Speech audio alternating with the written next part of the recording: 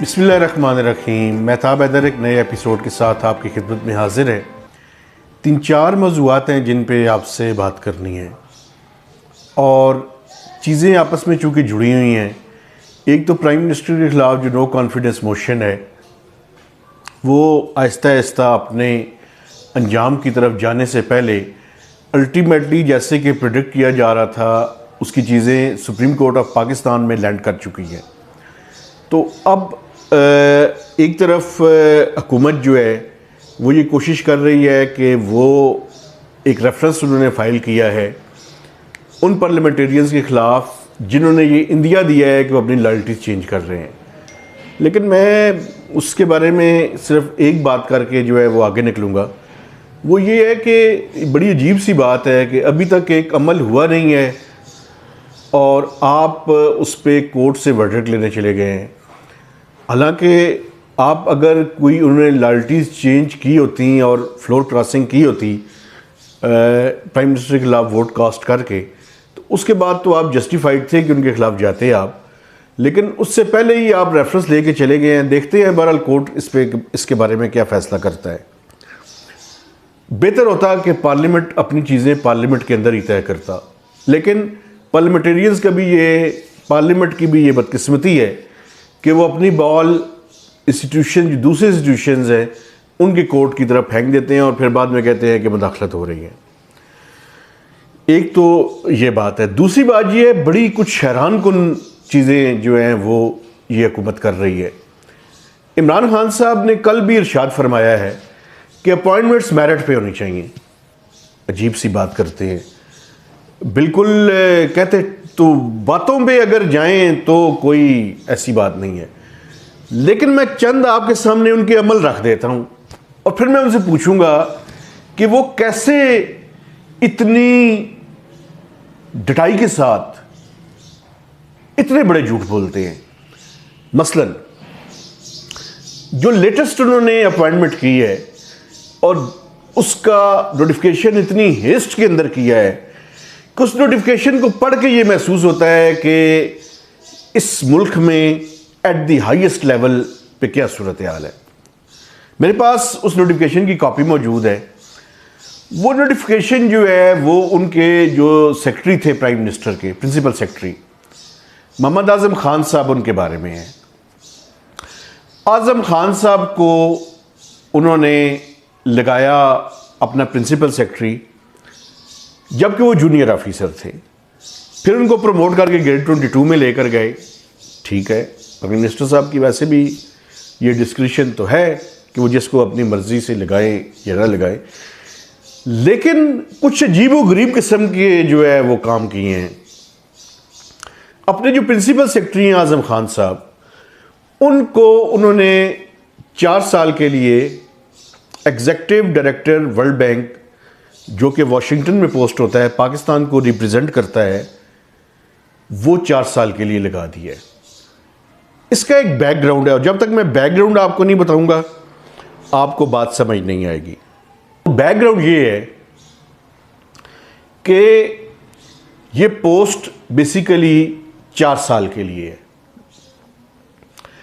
आज से पिछले साल इस पोस्ट पे former secretary finance Naveed Kamran Baloch साहब को तैनात किया गया। वो जो समरी मूव हुई थी उस समरी में भी आज़म खान साहब का नाम मौजूद था और बड़ी लॉबी और कोशिश की उन्होंने कि वो निकल जाएं और 4 साल के लिए अपनी फॉरेन पोस्टिंग ले लें। लेकिन उस टाइम तो ये मैनेज नहीं हो सका, तो उन्होंने बड़ी बारीकी से एक काम किया। वो बारीकी से काम ये किया कि जो नवीद कामरान बलोच साहब हैं उनका नोटिफिकेशन कराया 1 साल 10 महीने के लिए, यानी 4 साल की जो पोस्ट थी उसका अरसा तकरीबन 2 साल, बल्कि 2 साल से भी कम उन्होंने कर दिया। चूंकि उनकी नज़रें थीं इसी के ऊपर के ये हुकूमत ख़त्म होने से पहले पहले वो अपनी पोस्टिंग जो है, वो जो प्राइस पोस्टिंग जिसको समझा जाता है, वहाँ पे जो है वो पहुँच जाए। हालांकि हकीकत ये है कि आज़म खान साहब ने फेडरल लेवल की किसी इकोनॉमिक मिनिस्ट्री में कोई काम नहीं किया हुआ, उनका कोई तजर्बा नहीं है इसका। अच्छा, वो उन्होंने करवा लिया जी, ठीक है। अब ये जो नवीद कामरान बलोच हैं, इनका टेन्योर ख़त्म हो रहा है 31 अक्टूबर 2022 को। लेकिन मैं क्या अर्ज़ करूं इमरान खान के मेरिट के बारे में, क्या मेरिट है। अब मेरिट की ज़रा आप तफसील सुन लें। 21 फरवरी को एक नोटिफिकेशन होता है, मैं ज़रा एग्जैक्ट डेट इसकी चेक कर लूं ताकि मेरे देखने वालों को ये ना हो कि मैं डेट कोई गलत बता दूं। जी बिल्कुल, 21 फरवरी 2022 को एक नोटिफिकेशन होता है। मैंने जैसे आपको पहले बताया कि नवीद कामरान बलोच साहब की जो टेन्योर ख़त्म हो रहा है वो हो रहा है 31 अक्टूबर को। तो तकरीबन 8 महीने पहले, 8.5 महीने पहले ये क्या ज़रूरत आन पड़ी है कि आप अभी से एक बंदे को नॉमिनेट कर रहे हैं। और मैं नोटिफिकेशन के बारे में भी कुछ आपको बताना चाहता हूँ, क्योंकि जल्दी में और मेरिट के ऊपर किया गया है। तो उसमें इन्होंने 2 मेजर ब्लंडर्स किए हैं। एक ब्लंडर मैं आपको बता देता हूँ। एक ब्लंडर ये किया है कि वर्ल्ड बैंक को वर्ल्ड बैंक लिख दिया है, उसका एल लिखना भी भूल गए हैं। यानी ये वैसे इस हुकूमत का कमाल है कि वो जर्नलिज्म के बारे में तो कहा जाता है कि journalism is a history written in haste, लेकिन हुकूमतों के बारे में इस तरह की कोई गलती तस्वर नहीं की जा सकती। और इतना बड़ा इम्पॉर्टेंट नोटिफिकेशन जो कि पाकिस्तान में जिस पे अमल दरामद नहीं होना, ये अमल दरामद वाशिंगटन में वर्ल्ड बैंक ने करना है, उसमें वर्ल्ड बैंक के स्पेलिंग जो है वो अलग लिखे गए हैं। और दूसरी एक और बात, पिछली जो एग्जीक्यूटिव डायरेक्टर है उसका टेन्योर है 2 साल। जनाब का जो आज़म खान साहब हैं उनका टेन्योर है 4 साल। इसमें लिखा तो ये गया है कि he has been appointed as executive director oblique alternative executive director.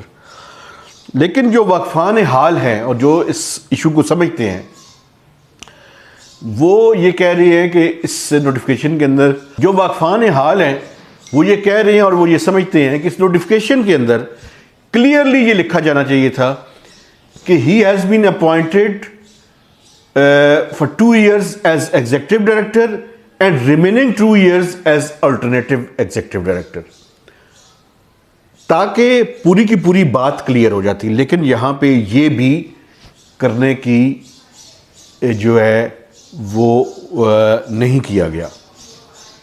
एक तो वर्ल्ड बैंक के स्पेलिंग लिखे गए, दूसरा इस नोटिफिकेशन के अंदर ये क्लैरिटी नहीं है, क्योंकि पाकिस्तान का जो रिप्रेजेंटेटिव होता है वो रोटेशन की बुनियाद पे उसको एग्जीक्यूटिव डायरेक्टर या अल्टरनेट एग्जीक्यूटिव डायरेक्टर तैनात किया जाता है। तो 4 साल में जो डिस्ट्रीब्यूशन बनती है वो ये है कि वो 2 साल तो पाकिस्तान की तरफ से एग्जीक्यूटिव डायरेक्टर रहेंगे और बाकी के जो 2 साल है उसमें अल्टरनेट एग्जीक्यूटिव डायरेक्टर होंगे।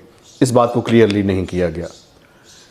तो इतनी जल्दी में 8-8.5 महीने पहले किए जाने वाली नोटिफिकेशन के अंदर भी ब्लंडर्स हुए हैं और अपॉइंटमेंट भी मेरिट पे हुई है। हालांकि इस अपॉइंटमेंट का एक प्रोसीजर है। वो प्रोसीजर ये है कि आप एक सर्कुलेट करेंगे, लोग उस पे आएंगे, एक पैनल बनेगा, एक इंटरव्यू होगा और उस इंटरव्यू की बुनियाद पर जो है वो तैनाती की जाएगी। है ये प्राइम मिनिस्टर की डिस्क्रिप्शन, कोई शक नहीं है, लेकिन ये सारा प्रोसेस फॉलो नहीं हुआ। तो इमरान खान साहब, मेरिट वो है जो आपकी पसंद हो, मेरिट वो है जो आप करना चाहें, या लेट डाउन प्रोसीजर को फॉलो करने का नाम मेरिट है। ये बात मैं अपने देखने वालों पे छोड़ता हूं। अब आपको वजह बताता हूं कि इतनी जल्दी में ये क्यों किया गया। बड़ी क्लियर बात है, सबको पता है। पाकिस्तान में देखने वाला, कम से कम मेरा YouTube चैनल देखने वाला बाशऊर जो ऑडियंस है उनको 100% पता है कि नो कॉन्फिडेंस मोशन है, प्राइस पोस्टिंग लेनी है और अपने आप को रेस्क्यू करवाना है, क्योंकि आपको पता है कि जितने भी केसेस बनेंगे नैब के, उसमें सेक्रेटरी साहब का नाम सबसे पहले होगा। तो आप अपनी पोस्टिंग करवाना चाहते हैं अपने आप को नैब से बचाने के लिए। जनाब, मेरठ के दिलदादा इमरान खान साहब, आप अपने प्रिंसिपल सेक्रेटरी को पाकिस्तान से भगाना चाहते हैं। असल बात यह है, जिसकी बुनियाद पे आपने 8 साढ़े 8 महीने पहले पोस्टिंग कर दी। क्यों कर दी जनाब? कौन से मेरिट की बुनियाद पे की? और आपको एक ऐसे वक्त में क्यों की जब आपको पता है कि आपके खिलाफ एक बड़ी सीरियस मूव है? अगर ये सीरियस मूव आप कामयाब हो जाते हैं, बिल्कुल आपकी डिस्क्रिप्शन है, आप भिजवाएं, लेकिन मुझे ये बताएं कि नवीद कामरान बलोच के साथ आप क्यों ज्यादती कर रहे हैं? 8 महीने पहले ही उस बंदे को, जो अपनी फैमिली लेकर अमेरिका गया हुआ है, उसको ये पता चल गया है कि 8 महीने बाद ही, उस 8 महीने पहले ही उसको पता है कि उसने वापस जाना है। तो वो अपना कितना इंटरेस्ट लेगा अपने काम में? चले वो काम में इंटरेस्ट ले भी ले, तो ये उसके टेन्योर को कम किया गया, ये उसके साथ ज्यादती है। और उससे पहले 8 महीने पहले उसका नोटिफिकेशन कर दिया गया। अब वहां पे जहां पे वो बैठा हुआ है, वहां पे वर्ल्ड बैंक में उसको कितना सीरियसली लिया जाएगा? ये सारी ज्यादतियां हैं आपकी, और आप क्यों कर रहे हैं? और एक और बात, आप सेंट्रल सिलेक्शन बोर्ड का इलाज क्यों नहीं करते?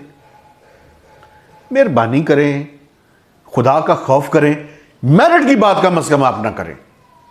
और जो दिल है पाकिस्तानियों को और यूथियास को बेवकूफ बनाते रहे, आप बनाएं।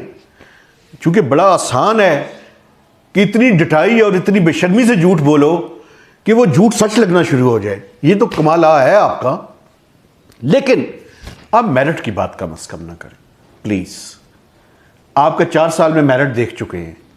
यूनुस डागा से वो मेरिट शुरू हुआ था और अभी आजम खान में वो आके मेरिट खत्म हो रहा है। सारे का सारा मेरिट पे। लफ्ज नहीं है मुनासिब।